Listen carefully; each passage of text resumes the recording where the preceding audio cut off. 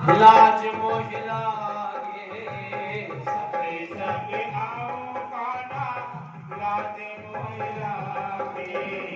अकेली आऊं तो बोलूं, अकेली आऊं तो बोलूं, जाऊं नगरी बड़ी दूर नगरी।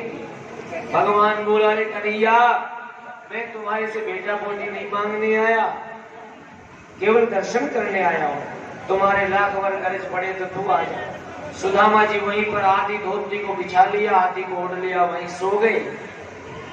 अब सोए थे महाराज गंगा किनारे, नदी किनारे, पर जैसी आंख खुली तो महाराज वहां दो ऊंचे ऊंचे महल दरवाजे के दर्शन हो रहे हैं, स्वर्ण मंडित दिखाई दे रहे हैं। जय श्री कृष्णा की आवाज सुन रहे हैं। कृष्ण के द्वार पर दो द्वारपाल खड़े हैं, जय और विजय। सुदामा जाकर द्वारपालों से कहने लगे, भैया जय श्री कृष्णा। द्वारपाल बोले जय श्री कृष्ण। सुदामा जी कहने लगे, भैया ये कौन सी नगरी है? द्वारपाल बोले, जी हमारे कृष्णचंद्र महाराज की द्वारका नगरी है। द्वारपाल जब ये बात कही, सुदामा कहने लगे, ओहो, जब तो मेरे मित्र कृष्ण की नगरी है। सुदामा जी कहने लगे, भैया मैं कृष्ण का बचपन का मित्र हूं, और आप जाकर एक बार इतना सा कह दें कि आपके मित्र सुदामा आए हुए हैं, केवल दर्शन करने के लिए आया हूं, मैं कोई कामना लेकर नहीं आया। द्वारपाल बोले, जी हमारे कृष्णचंद्र महाराज जी के तो आप जैसे ही मित्र होते हैं, आप जरा रुकिए, मैं जो आज्ञा होगी वो आपसे कहता हूं। द्वारपाल वहां से आए, भगवान के पास में आकर कहने लगे, बड़े विनय स्वर, शीस पगा ने जगा तन पे, प्रभु जान के आए बशो के ही ग्रामा। धोती फटी सिलटी दुपटी, अरुपाय उपासन की नई श्यामा।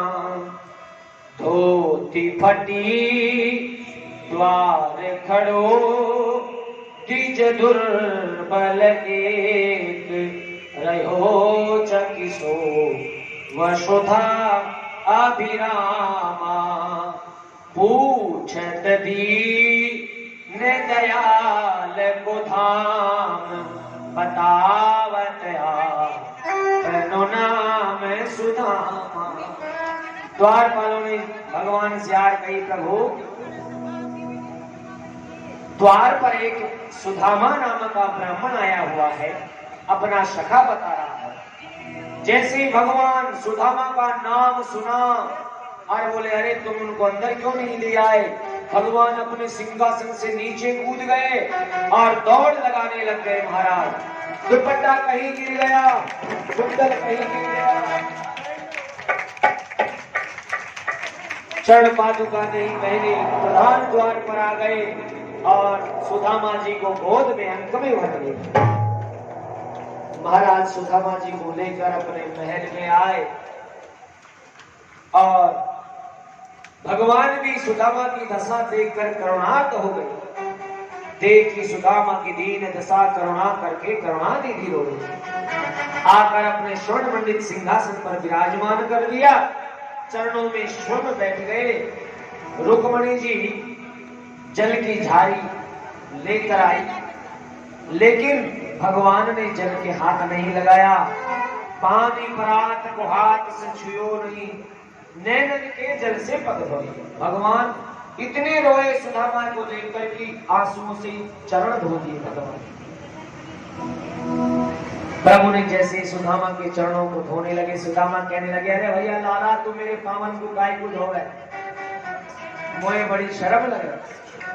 भगवान बोले, सुदामा जी आज मैं जो भी कुछ हूं, प्रसादा धरणी करो हम, प्रसादात कमलावरोहम। जो भी आप मैं हूं, जो सब ब्राह्मणों के आशीर्वाद से हूं। उनके चरण धोकर अपनी पूरी द्वारकापुरी में चरणामृत का छिड़काव किया। महाराज चरणामृत लेकर पूरे महल में छीटा। रुक्मणी पीछे खड़ी होकर पंखा जल रही है। सुखदेव कह रहे हैं परीक्षित, श्री कृष्ण सुदामा जी का अद्भुत स्वागत किया। ये स्वागत किसी दरिद्र का नहीं है, ये स्वागत केवल सिर्फ और सिर्फ सुदामा के त्याग का है। यदि त्याग नहीं होता तो इतना स्वागत गोविंद को नहीं मिलता।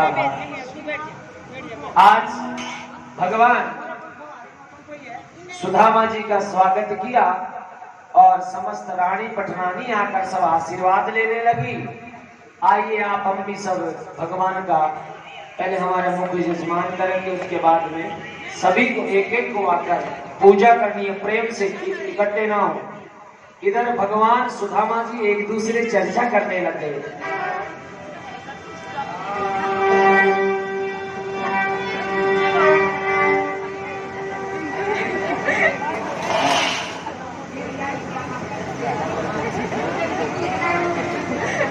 भगवान सुदामा दोनों एक दूसरे की चर्चा करने लगे। भगवान कहने